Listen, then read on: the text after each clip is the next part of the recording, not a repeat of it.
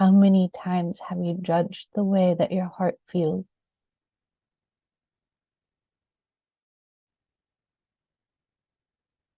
The heart, being a master alchemist, is not binary.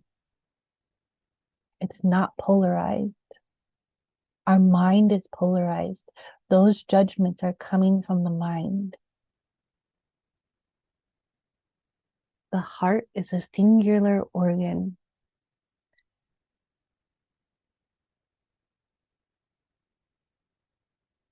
And being a human, we have this large spectrum of feeling and emotion. That's what makes it a phenomenal experience to be human, is this spectrum of emotion, from fear to love and everything in between. And there's a pendulum that swings, and we find ourselves swinging on this pendulum through all of those experiences, all of those emotions. And we can't control that pendulum.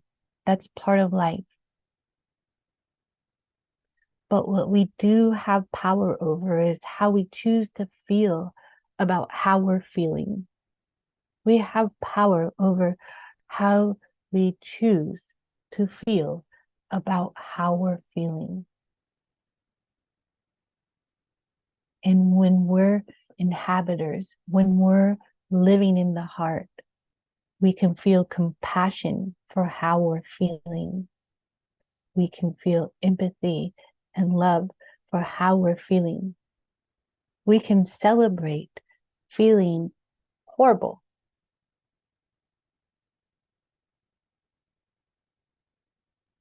because if we feel that bad, then we know where we are on the pendulum, and being able to locate ourselves in that spectrum, swinging on that pendulum, is part of our emotional intelligence.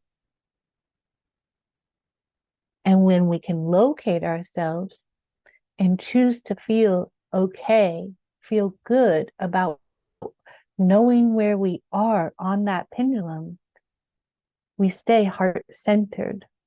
As soon as we judge ourselves where we are on this pendulum, we are no longer in the heart. We are no longer following the heart. We've given the power over to the polarity of the mind.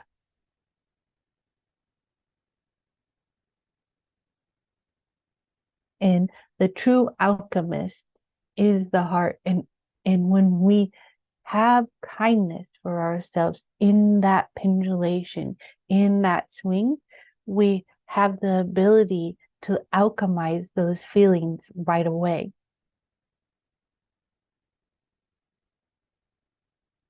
When we do not do that, we store those feelings that maybe our brain is labeling bad or good, because it has polarity. The heart doesn't label bad or good.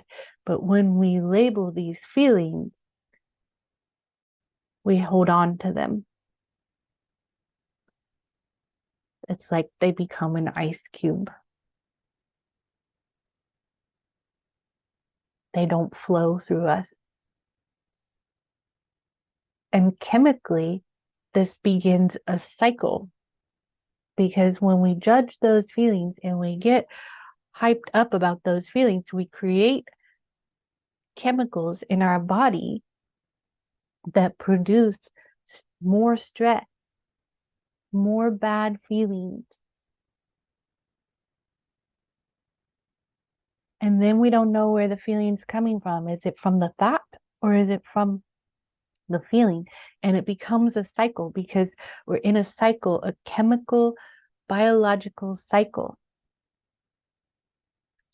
And to achieve real emotional liberation doesn't mean that you control your emotions, but it means that you create the desired emotion in your heart. And remember, the heart being the brain, that heart sends signals to the brain to release good feelings. So we literally create our emotional reality from our heart. Our heart is the one signaling the brain and signaling the pituitary gland and the pineal gland about the chemistry of the body. That's why we call it an alchemist.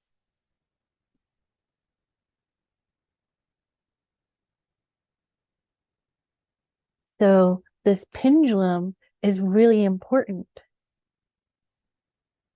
Locating ourselves is number one on the spectrum, on where we are swinging on the spectrum as that pendulum. And then number two is deciding to feel good about how we're feeling. Because guess what? If I'm angry, I'm probably not in freeze anymore. That means I'm moving up the spectrum.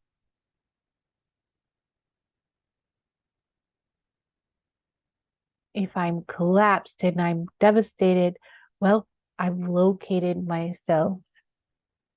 And there's nothing more sacred than a heart cracked open, devastated, so we can feel something good about that. The feelings don't always feel good, but we can decide to feel good about the feelings. And when we do, we create chemicals in our body that allows us to feel good.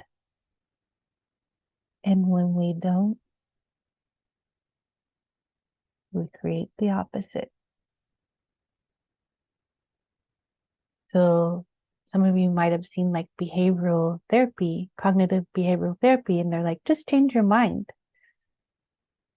Just get out of your mind and into your heart. Because your heart is inherently good. And it will create, it's the perceiver. It will perceive good and it will create good. And it will never lead you astray.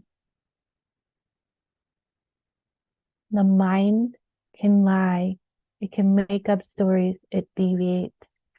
The body tells the truth, and the heart is at the center of that.